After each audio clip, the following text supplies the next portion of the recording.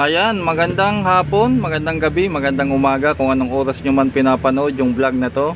So welcome back mga boss, at sa mga bago pa lang, welcome po. At may review tayo ngayon na vintage amplifier. So mga boss, isa talaga sa paborito kong i-repair o gustong kalikutin yung mga vintage. Kaya lang talagang kapos. Kapos yung kaalaman natin dito. Paalala pala sa mga viewers natin, hindi pa ako gumagawa ng ganito, tumigil na ako kasi napakababa ng success rate ko sa ganito at mahirap na rin maghanap ng pyesa. Nataon lang na meron tayo dito kasi pina-check ng customer kung ano ang problema nito, namamatay daw yung relay. Tinisting ko naman dito, okay naman, baka sobrang laki ng speaker. So punta tayo sa harapan niya muna. So ito yung harapan niya, ito ay isang Diaton na integrated stereo amplifier. Ang model niya ay malabo. Ayan, DAU750. So tiningnan natin to sa Google at yung power niya ay 60 watts RMS at 4 ohms. Yung pinaka power niya. So tingnan muna natin yung features niya.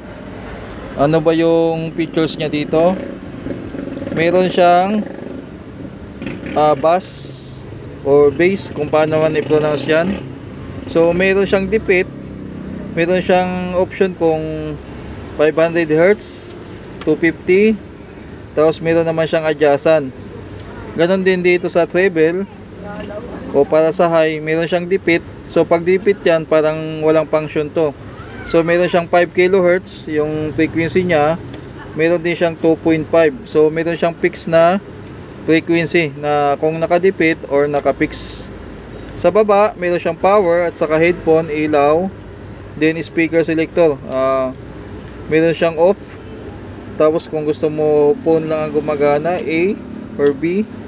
Tapos meron siyang cut, low cut, pwede mong i-cut ng 15 Hz, 40 or kaya off.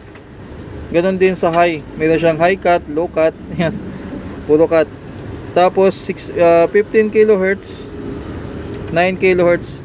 So ito mga features na to mga boss, wala na to sa mga bagong integrated amplifier. Ewan ko kung bakit wala na to. Meron din siyang para sa presence, ayan o, meron negative 1 hanggang negative 3, positive 2 hanggang ano. Then meron din yung dipit, yan, 2 kHz, 800 Hz. Ang dumi ng kuko ko. Tsaka level, yan, 0 dB, 1 dB, negative 20 dB. Sa baba, balance. Ang volume nya, yan, maganda. Alam mo mga boss, ang napakaganda ng volume nito. Duplicate para sa tape. Sa tape lahat to. Yan, dapat naka-source lang. Pinaka ano, tape output na ano, kung naka-store yung mono. Tapos ito yung pinaka input selector nya. Input selector nya ay puno 2. Yan, puno 2, 1, tuner, auxiliary 1, and 2. So overall appearance ganyan. Then lipat natin, paling natin mga boss. So sa likod naman, ito naman yung makikita natin sa likod. Tika lang, kulang tayo sa pailaw, no? Ilaw nga tayo. Ano ba to? Saglit lang mga boss, pailaw tayo. Ito, walang ilaw. Ayun, ayusin natin yung ilaw natin. Ito, may pailaw tayo. Inaayos ko yung ilaw. Yan. So dito, andito yung pinaka puno input nya, yan, puno.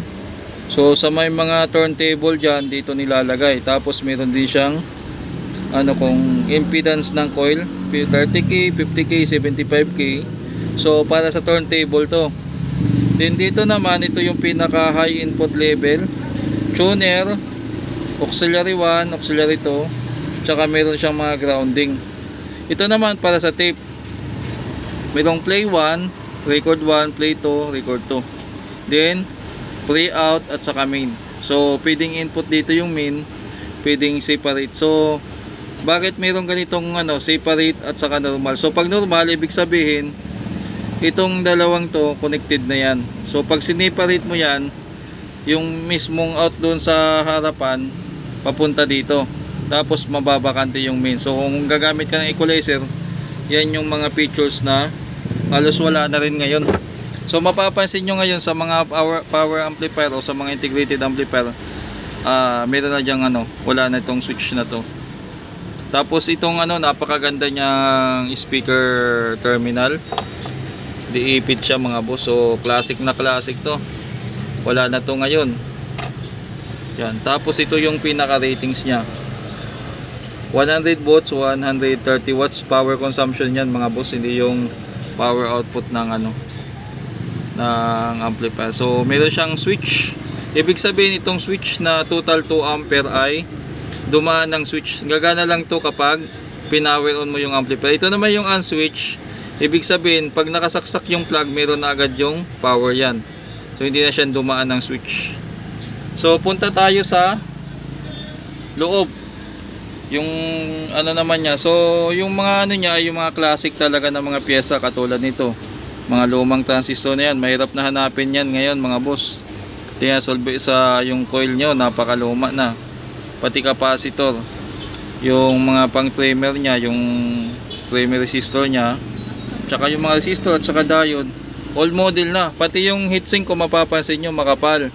So maganda kasi dati talaga hindi tinitipid pagdating sa quality yung mga pyesa nun. Kaya tumatagal ng tingnan nyo mga boss, yung ginagamit nilang pang rectifier diode ay germanium type. Ayan o. So wala na ngayon yan. Marami na dito mga pyesa na medyo pag pinalitan mo o obsolete na, wala na ngayon. So transformer nya naka-sealed. So malamang isa tong EI core kasi na square pa, pero naka-sealed siya. Kaya safety. Tapos ang capacitor niya malaki. Anong value ba nito? So 10,000 microfarad, 50 volts. Kumpara natin yung 10,000 microfarad natin na nabibili na capacitor ngayon. So meron tayong 80 volts. So tingnan nyo mga boss, yung capacitor noon at saka ngayon. Kaya sa mga viewers natin, magtataka kayo, bibili kayo ng capacitor na nagtaka kayo maliit. So nagbago na rin ang technology, nagawa na nilang mas paliitin yung mga pyesa. So yan ang kaibahan. So ito 80 volts 10,000, ito 50 volts 10,000. So di ba? So ang gamit pala nito mga boss na germanium type din na transistor. Ayan dalawang piraso kada channel. Ito yung kabila. Yan, ganun din dito sa kabila. Anyan din. So yung design nya ay napaka-tibay, napakaganda ng design niya, napaka-balanse ng So ako gusto ko magkalikot ng ganito, pero ang isa sa kung gusto niyo mag-venture sa mga vintage, kailangan matuto din kayo mangulikta ng mga vintage at saka mag-ipon ng mga pyesa kasi may mga pyesa din ngayon na wala na kayo mabibili sa market or kahit sa online, makakabili kayo mga second hand lang din. Pero kung meron kayong mga reserbang pyesa o mga ganun talaga pag magpo-focus kayo sa pag-restore o pagbubuhay ng mga vintage o pag-repair, kailangan talaga may mga vintage din kayo ng mga amplifier na pwede pagkahuyan. Yun na lang ang pag-asa sa mga ganito kapag magawa.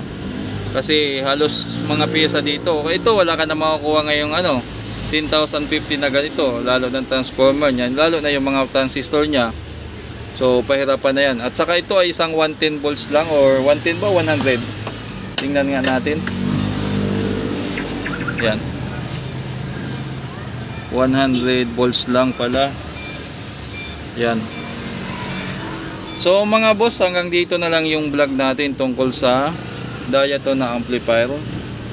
At gumagana naman to, hindi ko to i-repair. At kung ipapa-repair to sa akin, mahirap na maghanap ng pyesa nito. Shinare ko lang sa inyo yung laman ng isa sa mga vintage 1975 model pa ata to.